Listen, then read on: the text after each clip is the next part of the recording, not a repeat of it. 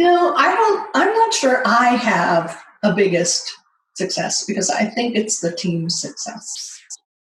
So if I have succeeded in creating an environment where the team can really deeply discuss what's going on, whether it's about their technical practices, their collaboration, whatever it is, if they can have a discussion, get beneath the surface, get beyond the usual suspects and habitual thinking, and come up with an experiment or an action or an investigation or something that will help them move forward, then it's a success to me.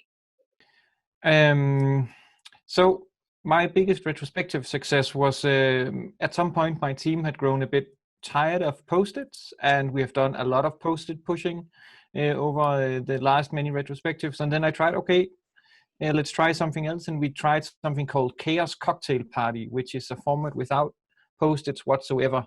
And that was really, really awesome to see how people just engage in dialogues and were willing to jump into the deep end and try out something completely different. And that really gave a lot of energy and confidence in that we can continue to evolve our retrospectives.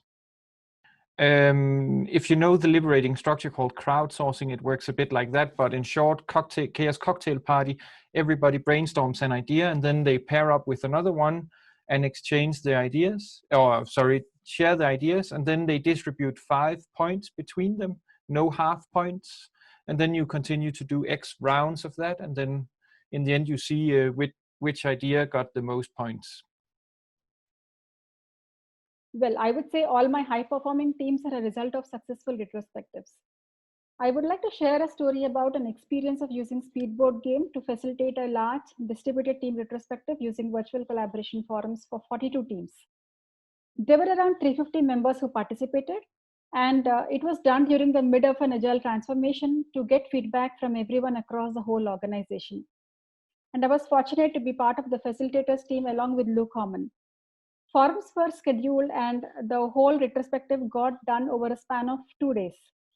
The results were analyzed and some key projects were initiated related to the process and technical focus areas. We were also successful in cross-pollinating a few good practices across all the teams. So it was very amazing to witness the epic win and be part of the organization-wide retrospective, and a great learning opportunity too.